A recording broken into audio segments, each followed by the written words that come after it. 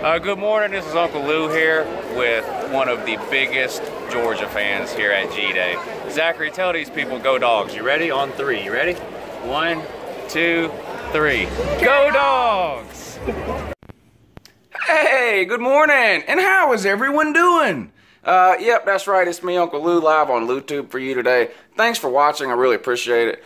The day after the spring game, the day after G-Day, Georgia held their annual spring scrimmage yesterday in Athens. Uncle Lou was there. As usual, I had a great time. I want to thank everyone for their hospitality and kindness yesterday. Special shout out to the people at Mission Dogs.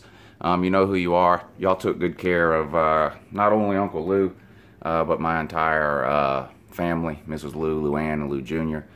We had a great time hanging out with you guys and tailgating, throwing the football, just having a really good time.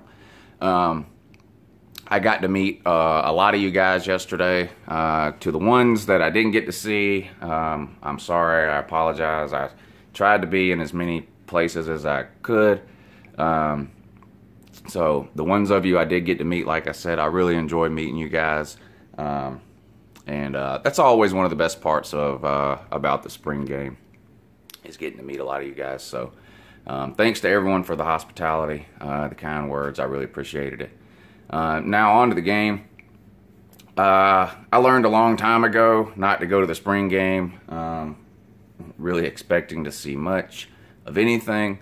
The last thing you really should be doing is looking at the spring game and trying to project what that might mean for the regular season. It means absolutely nothing. As far as like my initial thoughts, initial takeaways from the game, I talked a little bit about this on Facebook last night. Mecole Hardman and Jeremiah Holloman are stars. If not immediately, very, very soon. Stars at the wide receiver position. I'm a lot less worried today about the wide receiver position than I was 2 days ago. They looked really, really good. They were playing on the second team, so they had Jake Fromm throwing them the ball. But those guys are starters.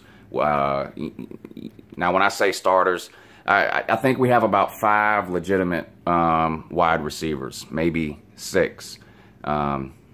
If you want to look at like a top 5, I think you have to have Hardman and Holloman in there. Of course, Ridley, who didn't play yesterday. Terry Godwin looked good at times yesterday. I hope he has a good year. And I would put Wims in that category too. He looked good. Tyler Simmons had some good plays yesterday, but he had a serious case of butterfingers. He had a fumble or two and some drops.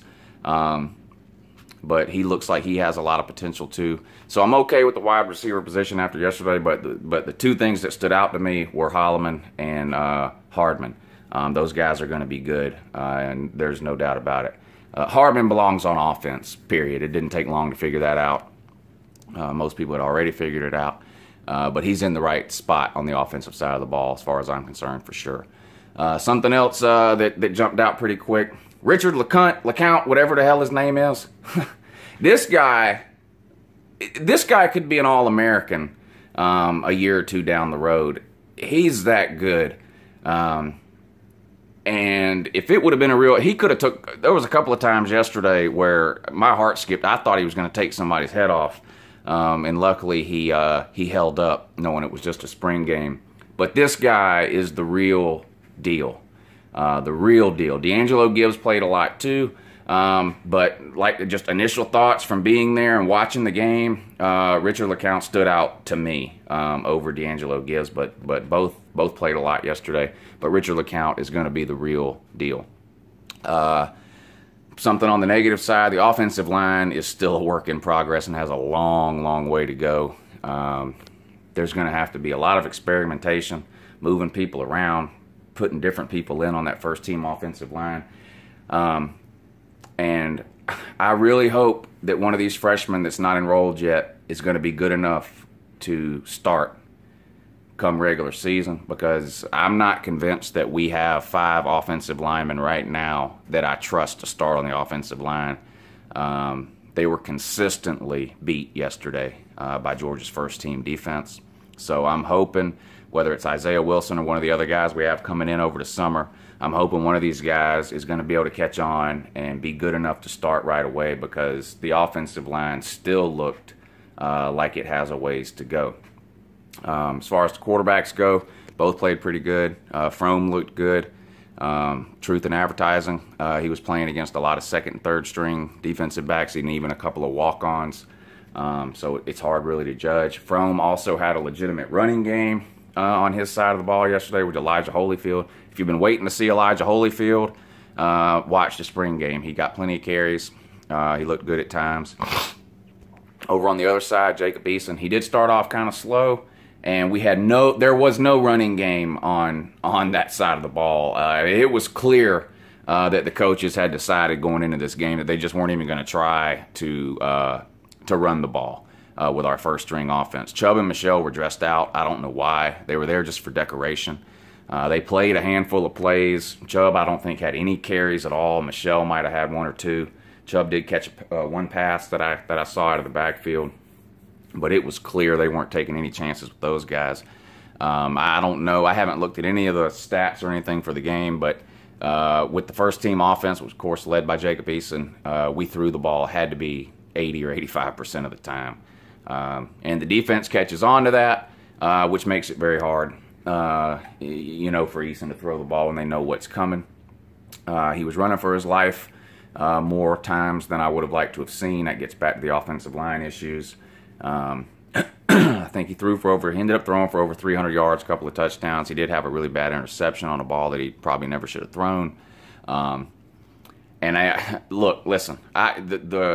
was the best defense he'll see all year, was the one he played yesterday. UGA's defense in 2017, I'm telling you right now, is for real, is legitimate.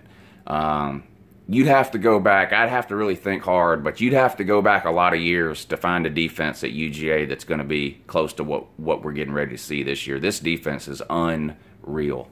And that was with a couple of starters out yesterday, Trent Thompson and Roquan Smith, but the defense has just played lights out. I mean, there are stars and NFL players at all three levels of the defense, defensive line, linebacker, and defensive back. I don't think there's a quarterback we'll see this year that'll throw for 300 yards on UGA, which is what Eason had yesterday. And like I said, Eason had zero running game. They didn't even try to run the ball with Chubb and Michelle. And I don't blame them. I mean, what are they supposed to do? They get out there and they let Chubb or Sony run the ball. They're seniors. There are two stars on offense. One of them gets out there and gets hurt, and then every fan with an internet connection is going to be bashing Kirby Smart and the coach staff. Why were you even playing them? Blah blah blah. You know what you have with them. So I don't blame them for not playing them, but it sucked in that you didn't get any sort of clue about what our offense will be like in the fall. If you watch the spring game and you're trying to determine improvement from last year to this year, or what our offense is going to look like this year as opposed to last year, you're wasting your time. It was vanilla, no running game, no Chubb, no Michelle, very little Isaac Nauta even. Ridley didn't play at all. Two of the best receivers, Hardman and Holloman, were playing for the other team. So don't watch the game and try to figure out what that means for next year. That's an exercise in futility. Yeah. Hot Rod missed some kicks, and people want to jump on him today. Listen. You get what you deserve. When you don't value the kicker position enough to go out and get a scholarship kicker, this is what you're left with. The guy was lights out last year. He made 80% of his kicks. He was good on kickoffs. I don't care what any of you say about his touchback percentage or anything like that. He kicked kickoffs into the end zone yesterday. He made some field goals yesterday. He missed some. People want to complain and jump on the kid. Look, listen. If you don't value the kicker position enough to go out and find a quality, scholarship-worthy kicker, then this is what you get, period. Now, we did sign one yesterday for the 2018 class, the #1 kicker in the nation for the 2018 class, so it looks like the coaches are finally seeing the light. But I really don't have any patience with people complaining about Hot Rod. The dude was the MVP last year. He was the leading scorer. He made 80% of his kicks.